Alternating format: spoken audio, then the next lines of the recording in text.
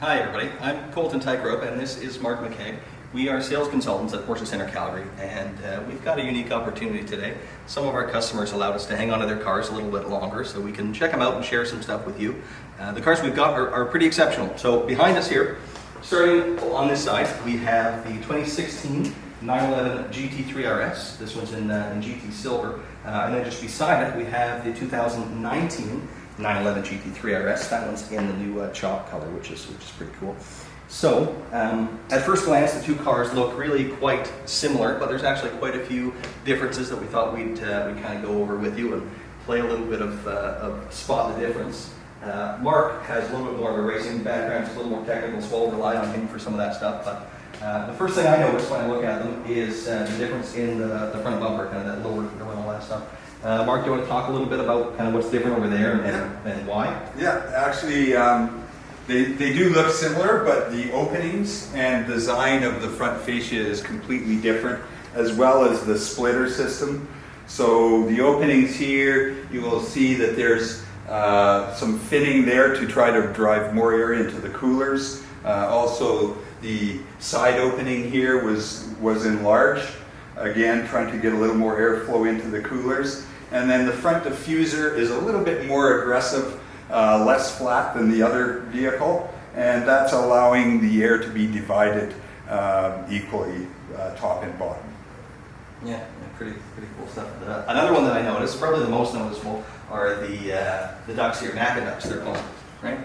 So my understanding is that those are basically for brake cooling. If we open up the hood, and maybe we can show some photos in the video here, you can actually see where the air is coming into there, right, to cool the brakes. Am I right there, Mark? That's right. And they're both actually a carbon fiber hood, but the NACA ducts have actually been around in motorsport for over 50 years, probably closer to 60 years, and they were always designed to put airflow onto the brakes for cooling. So just another advantage when you take this car out to the track, even though both cars have the carbon ceramic brakes, you're still going to get a cooler brake and longer life out of it. I noticed too, one of my favorite things about the car that you don't get on a regular GT3 that you get on the RS are the louvers in the front fenders, right?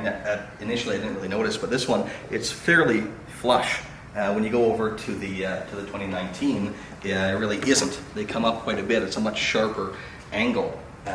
Again, Mark, I'll turn to you to maybe go in a little bit more depth about what you're gaining there. Yeah, so what they've actually done is when the air is flowing over on this new design, because they are protruding farther from the body, it's actually creating a nice low pressure, so it's actually pulling more air out from under the car, and that's going to reduce the lift on the front axle, so maintaining contact with the road.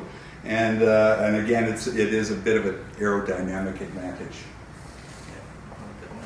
Then some aesthetics too. Down here you get the GT3 RS script, which is just kind of cool. You couldn't get that on the old car. It does make these ones pop and feel a little bit more special, I find. Yeah. And then you'll notice underneath, the side splitters on the car are different widths. So on the new GT3 RS, they've extended the side splitter, and that is now trying to control the airflow exiting underneath the car, pushing it farther outside of the car so it's not actually creating drag by blowing on other parts of the car. Another aero tweak that I noticed from back here are the two intakes, right? Both have pretty pronounced side intakes, but they changed a fair bit for the 2019. Yeah, just feeding more air inside. And what I did notice on the design of this one also is the ramp up, going up when on the intake is a little shallower on the new car. So again, just trying to cut some turbulence and get just better airflow into the engine. Coming back a little bit further, there's a few other little tweaks back here. I know this rear wing sits slightly higher than it does on the 2016, right? Correct, yeah. And the other thing that it's actually done, they've got it sitting a little bit higher, and they've also changed the design of the end plate. So you'll see this design is a little bit different than the new design. So deeper and more angled, so that's going to prevent what they call spillover. So it's going to keep the air on the wing itself as opposed to flowing over the side and not gaining that advantage aerodynamically. Even the mount here is a little bit different. I noticed Yeah, that one has a little kind of bit an extra lighter weight prong in mount. here. Just a little bit of weight savings, I think. Yeah. Pretty cool. And then kind of this whole back end is different compared to that one as well, to the train. Again, some of the stuff might look pretty similar, but that's what we're here for, to point out some of the differences. So when you get right down, you can see the rear diffuser here is all different. Mark, do you want to talk in a little bit more detail about what we're looking at? So what I noticed about the car is they've actually enlarged this venting, and again, that's to keep the pressure from under the car, get the air flowing out more easily. And then on the old vehicle, there were no vents here lower. So again, that's trying to manage the airflow of the car and just create an aerodynamic benefit. And the exhaust too, these ones are, the tips are different compared to what we have over there. For the 2019, they switched from the stainless steel exhaust to the titanium. Yeah, and the titanium is just lighter, and it does have a little bit of a different sound, and the diameter of the pipe is slightly larger too, so it decreases back pressure in the engine. Cool stuff. Yeah. There's a few other things that I wanted to point out too that are a little bit less technical, but I think still significant about the two cars, because this one is the 991.1 generation. This is the 991.2. There's some changes that took place among kind of the 911 line in general that carry over to the GT3 RS. So some things that I like that have less of a tangible impact are the taillights. So these ones for the 2016, they're flush across. This particular one was optional with the clear taillights, which was optional. But if we look over here, I really like what they changed with the 991.2, where you have the 3D effect on the lights. They're a little bit sharper. And then we'll take a quick look inside the two cars as well and point out a few little things they changed on the two generations.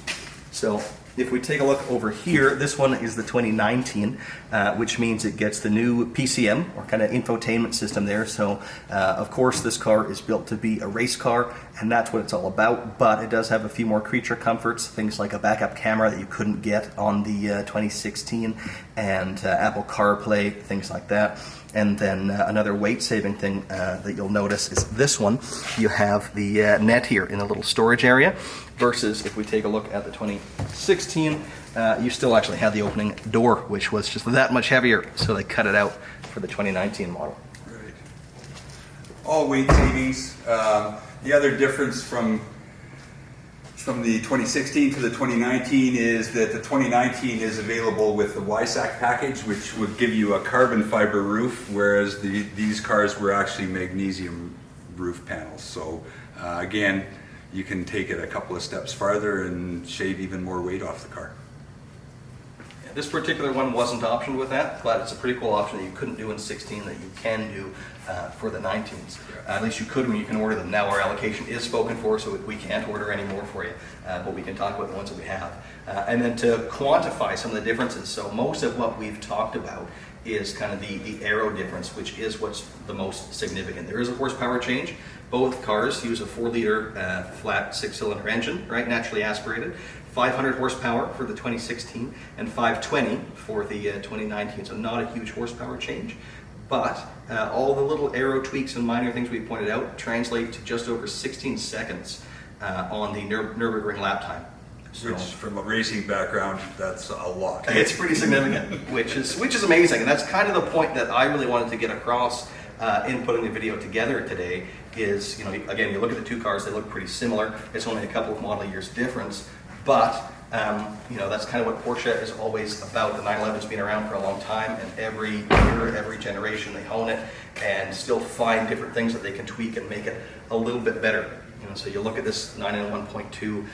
Again, at first glance, it looks pretty similar to that car, but the differences are pretty meaningful. So it's exciting stuff. Yeah, engineering at its best. Still both great track weapons, but they're always each version of it steps a little bit forward and just gets a little bit rawer in the experience. So thanks so much for watching. Hope you enjoyed the video. Again, I'm Colton, and this is Mark with Porsche Center Calgary. Thanks.